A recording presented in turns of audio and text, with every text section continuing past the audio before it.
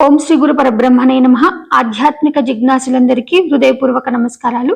ముందుగా నా గురుమూర్తిని స్మరిస్తూ గురు పరంపరలో ఉన్నటువంటి సద్గురువులను, పరమ గురువులను, అచల గురువులను, నిజ గురువులను వారిని స్మరిస్తూ వారి ఆశీర్వాద కృపతో ఈరోజు మీ ముందుకి పూజా విధానం యొక్క అసలైన పరమార్థం ఏంటి, దాంట్లో దాగి ఉన్న నిగూఢ రహస్యం ఏందో తెలుసుకుందాం. అయితే ముందుగా పూజ విధానంలో గాని, ఇంట్లో జరుపుకునే నిత్య షోడశ ఉపచార పూజలో గాని, యజ్ఞ యాగాదులలో గాని ముందుగా షోడశ ఉపచారాలు చేస్తారు. 16 ఉపచారాలు 16 విధాలుగా చేసే ఈ పూజని ఆ 16 విధాలలో ఉన్నటువంటి ఆ క్రతువులో, ఆ క్రియలో ఉన్నటువంటి ఆంతర్యం ఏందో మనం ఇప్పుడు తెలుసుకుందాం. ముందుగా శిష్య శుద్ధి అంటే శిష్యుడు ఎలా శుద్ధి కావాలి అంటే భక్తుడు ఎలా శుద్ధి కావాలి. ప్రతి భక్తుడు పూజ ఎవరు చేస్తారు? భక్తులే పూజ చేస్తారు. మూఢులు, మూర్ఖులు, దుర్బలులు వీళ్ళు పూజ చేయరు. అంటే ఎవరికి భక్తి ఉందో వాళ్ళు సత్సాంగత్యాలలో సత్కార్యాలు చేయడంలో నిమగ్నం అవుతారు. కాబట్టి వారి కోసము ఉద్దేశించబడింది పూజ. అయితే ఈ భక్తులు కానీ శిష్యులు కానీ ముందుగా ఏ విధంగా చేసుకోవాలి అంటే శరీరాన్ని శుద్ధిగా ఉంచుకోవాలి. శరీర శుద్ధి అయితేనే మానసికంగా తొందరగా శుద్ధి అవుతుంది. పంచభూతాలతో నిర్మితమైన ఈ శరీరాన్ని ఎంతవరకు శుభ్రం చేసుకుంటామో అంత మానసిక ఉల్లాసం కూడా ఉంటుంది. శరీరం శుభ్రంగా లేకపోతే మనోల్లాసము ఉండదు. కాబట్టి ఈ శరీరాన్ని ఏ విధంగా శుద్ధి చేసుకోవాలి, ఈ శిష్య శుద్ధి అంటే శిష్యుడు అంటే భక్తుడు, శిష్యుడు ఏ విధంగా శుద్ధి కావాలి అనేది ఈ శ్లోకం ద్వారా తెలుసుకుందాం. శిష్య శుద్ధి అంటే భక్తుడు ఏ విధంగా శుద్ధి చేసుకోవాలి పాంచభౌతికమైన ఈ శరీరాన్ని అన్నప్పుడు ఒక శ్లోకం ఉంటుంది. గంగే చ యమునా చైవ గోదావరి సరస్వతి నర్మదే సింధు కావేరి జలేస్మిన్ సన్నిధిం కురు కావేరి తుంగభద్రా చ కృష్ణ వేణీ చ గౌతమి భాగీరథీ చ విఖ్యాత పంచగంగ ప్రకీర్తితః అస్మద్గురు చరణార విందోదకం స్నానం కురు పావనం శుభం. అంటే ఈ కురు అంటే శరీరం, కురు వంశము, ధర్మక్షేత్రము, కురుక్షేత్రం అంటే ఈ శరీరం.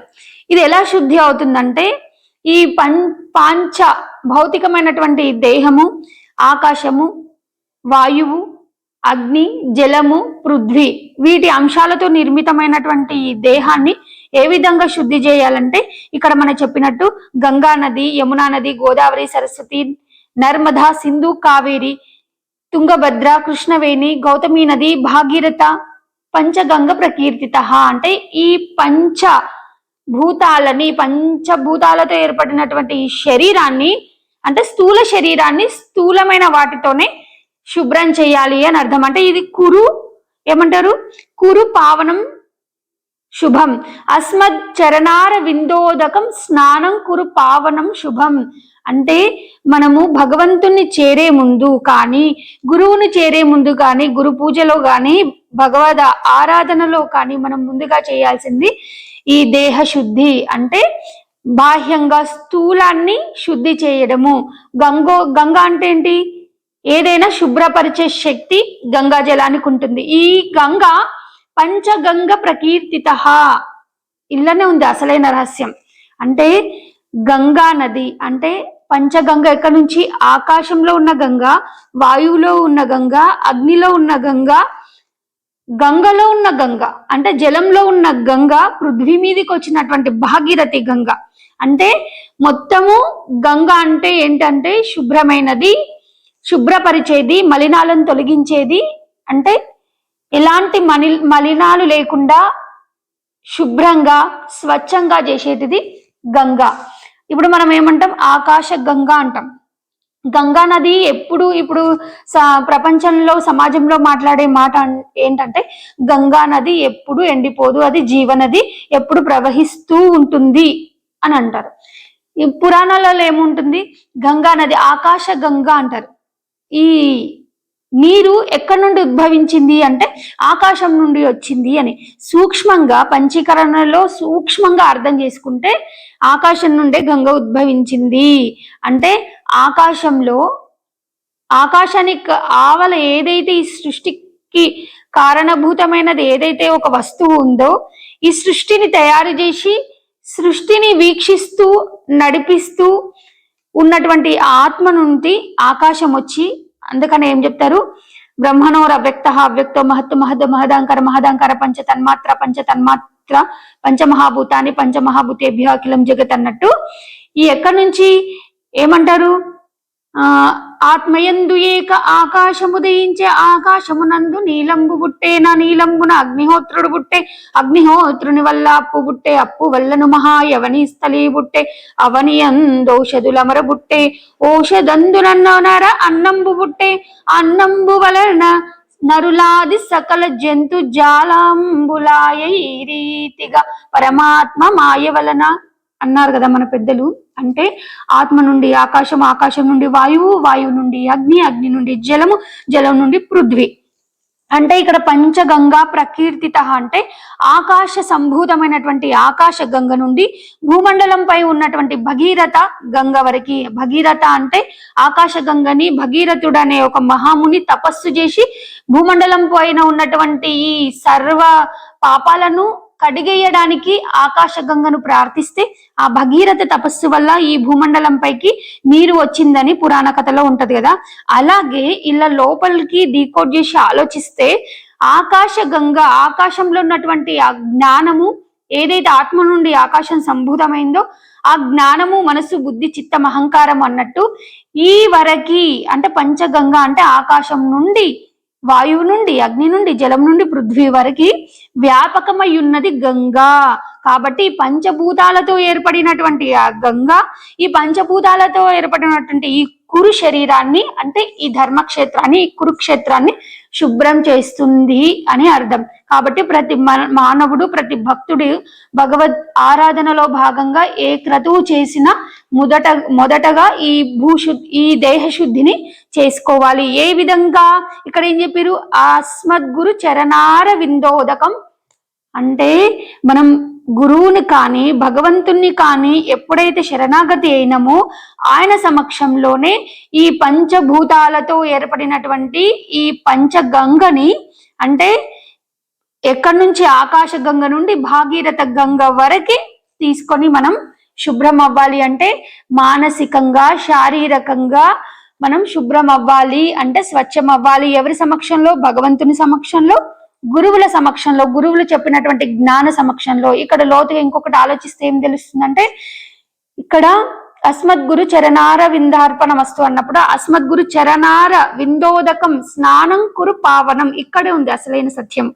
అస్మద్గురు చరణార విందోదకం అంటే మనం ఎప్పుడైతే గురువును ఆశ్రయిస్తున్నామో, గురువును ఆశ్రయించినప్పుడు మనకు జ్ఞానం ఏ విధంగా కలుగుతుందో, జ్ఞానం కలిగినప్పుడు ఈ పాంచభౌతిక దేహమైన దాంట్లో అంటే ఈ శరీరంలో, ఈ శరీరమే నేను కాదు, శరీరంలో ఒక సత్య పదార్థం ఉంది, అదే నిత్యమై శాశ్వతమై వెలుగొందుతుంది. దానిని నేను తెలుసుకోవాలి కాబట్టి గురువును ఆశ్రయించిన కాబట్టి గురువు చరణాల కింద ఎప్పుడైతే నేను దాసోహం అయ్యానో, ఎప్పుడైతే గురువుని శరణాగతి అయ్యానో, భగవంతుని శరణాగతి అయ్యానో అప్పుడు భగవంతుడు నాకు నన్ను ఈ కురు పావనం శుభం, స్నానం కురు పావనం శుభం అంటే ఈ శరీరం శుభ్రం అవుతుంది.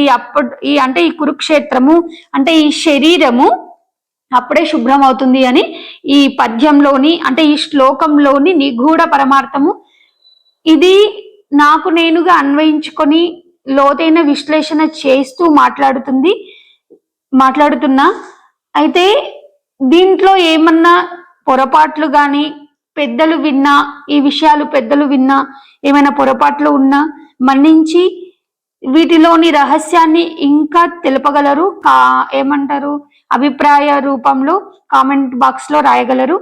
అయితే ఎప్పుడైతే మనం సూక్ష్మంగా ఆలోచిస్తామో ప్రతి శ్లోకంలో కానీ ప్రతి దాంట్లో కానీ ఆధ్యాత్మిక కోణంలో ఆలోచిస్తే దాంట్లో నిగూఢమైన సత్యాలు మనకు బోధపడతాయి. కాబట్టి మనం పూజ చేసే మొదటిలా ఎప్పుడైతే పూజ చేయడానికి సిద్ధపడ్డామో, పూజ చేసేప్పుడు సిద్ధపడినప్పుడు మనం బాహ్యంగా ప్రపంచంలో కూడా మనం ఏం చేస్తాం, శుచిగా స్నానం చేసుకున్న తర్వాతనే ఈ పూజాది క్రతువులు చేయడానికి సంసిద్ధం అవుతాం.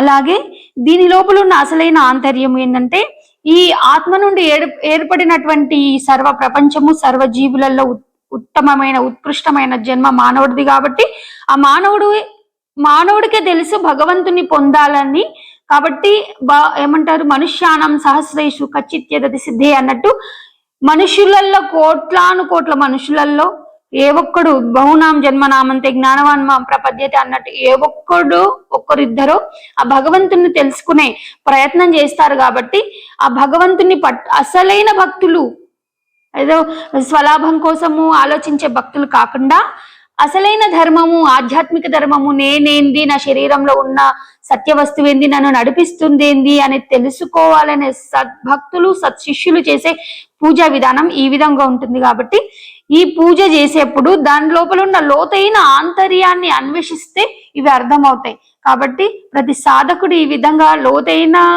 పరమార్థాన్ని తెలుసుకుని ఆచరించి ముందుకు సాగాలి. ఇదేమో దేహశుద్ధి అంటే ఈ కురు క్షేత్రం అంటే ఈ శరీరము, ఈ ధర్మక్షేత్రము శుద్ధి చేయడానికి బాహ్యంగా ఈ పంచభౌతికమైనటువంటి ఈ శరీరాన్ని ఈ పంచగంగలతో మనం శుద్ధి చేశాము. ఎవరి సమక్షంలో? భగవంతుని సమక్షంలో గాని గురుమూర్తి సమక్షంలో గాని శుద్ధి చేశామని దీని భావార్థం. ఓం శ్రీ గురు పరబ్రహ్మణే నమః.